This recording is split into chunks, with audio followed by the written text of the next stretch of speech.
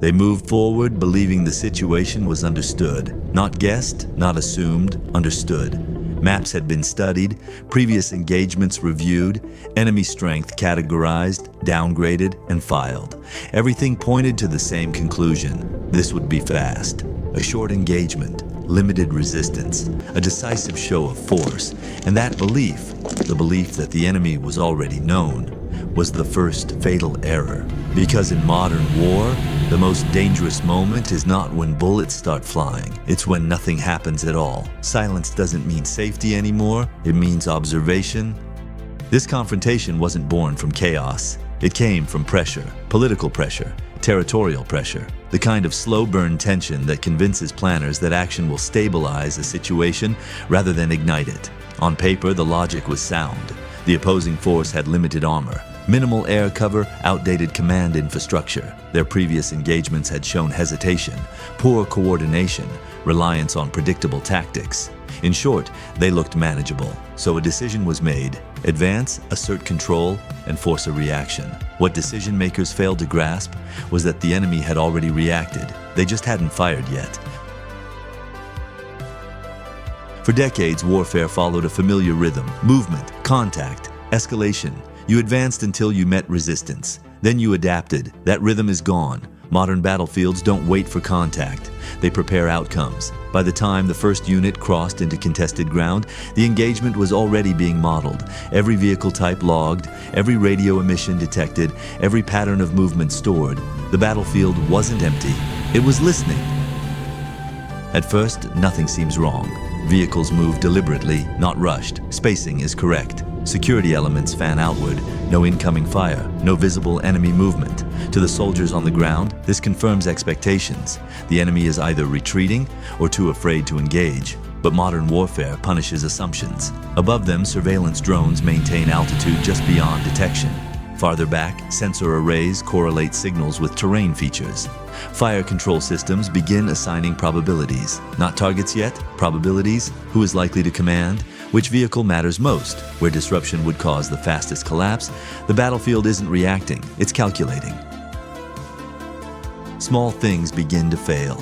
Navigation systems lag. Digital maps refresh slowly. Radios require repetition. None of it is catastrophic. That's why it's ignored. In older wars, failure announced itself loudly: a strike, an explosion, a scream for medevac. Now it whispers, and whispers are easy to dismiss. By the time commanders begin to suspect interference, the system behind it has already moved on to the next phase. Detection is complete. The first strike is not dramatic. There is no massive barrage, no overwhelming show of force. Instead, precision. A vehicle at the edge of the formation is hit. Not destroyed, disabled. Seconds later, another, closer to the center. The formation slows. That's all the battlefield needs. Artillery doesn't saturate, it brackets. Drone feeds update in real time. Targets refine themselves. Human reaction time is now irrelevant. The system is faster. What's terrifying is not how chaotic it becomes, it's how controlled it feels. Orders are still being issued, leaders are still standing, weapons are still firing, but nothing connects. A unit advances into fire, already waiting for it. Another pulls back, directly into observation. A third freezes, hoping stillness will help. It doesn't. Stillness is now a signature. The battlefield recognizes it instantly. This is the moment many militaries still don't understand. Numbers only matter when they can be coordinated. Coordination requires communication awareness time. All three are gone. Every attempt to regroup is seen. Every cluster becomes a target. Every command decision arrives seconds too late. This isn't a fight between units anymore.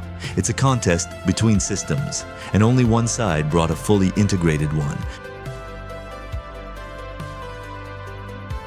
Somewhere inside the formation, someone realizes the truth. Not intellectually, viscerally. This isn't going wrong, it was never going to go right. They didn't walk into an ambush, they walked into a pre-solved problem.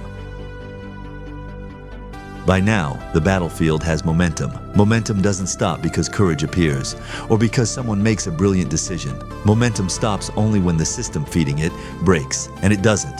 Targets keep updating, fire keeps adjusting, the environment itself becomes hostile. This is the moment erasure begins, not annihilation, not slaughter, removal.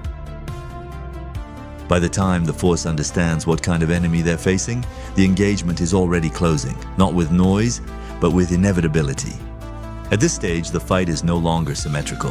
One side is still thinking in terms of orders, movement, and intent. The other is operating on prediction. The battlefield doesn't wait for commands anymore. It anticipates outcomes. Drones no longer search, they confirm. Artillery doesn't probe, it corrects. Electronic warfare no longer disrupts, it shapes behavior. Every choice the force makes is already factored in. Advance, targets tighten, withdraw, routes are pre-registered, hold position, airburst. This is what it means when the battlefield turns hostile. It doesn't just punish mistakes, and it removes options. There's always a moment in every failed engagement when leadership tries to regain control. Orders become shorter, voices become sharper, decisions more aggressive. They attempt to decentralize smaller elements, independent action. But decentralization only works when each element still understands the environment. Here they don't. Units move based on outdated information. What they think is concealment was already logged minutes ago. What they believe is initiative is interpreted as exposure. The battlefield absorbs these decisions and turns them into coordinates.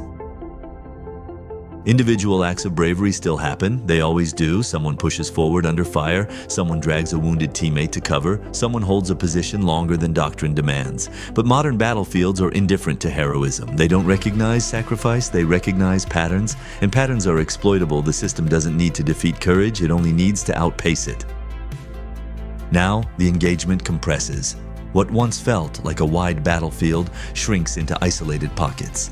Each pocket is observed, each is managed. Fire is no longer reactive, it's scheduled. Drones hover not to intimidate, but to maintain continuity. The force on the ground realizes something deeply unsettling. There is no safe direction anymore. The terrain offers no protection. Movement guarantees detection. Stillness guarantees targeting. This is not encirclement.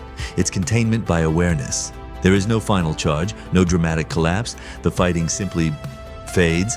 Weapons fall silent, one position at a time. Vehicles burn where they stop moving. Survivors scatter in ones and twos. No longer a force, just individuals. From a distance, it looks almost calm. That's the most disturbing part. Modern decisive battles don't always look violent. They look resolved.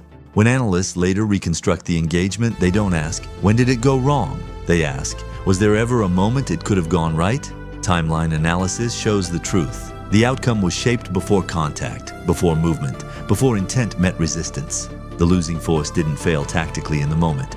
They failed conceptually.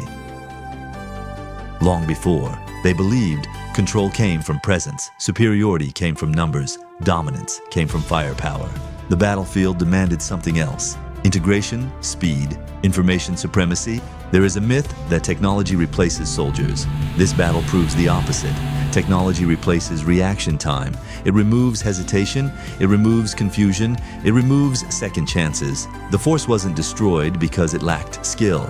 It was erased because it operated at human speed in a machine-paced environment.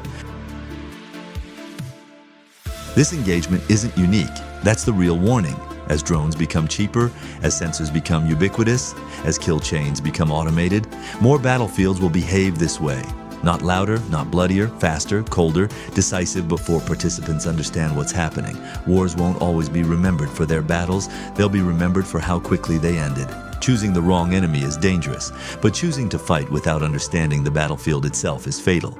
Because modern battlefields are not passive. They observe, they calculate, they adapt. And once they turn against you, there is no negotiation, only erasure. They picked the wrong enemy, and the battlefield did the rest.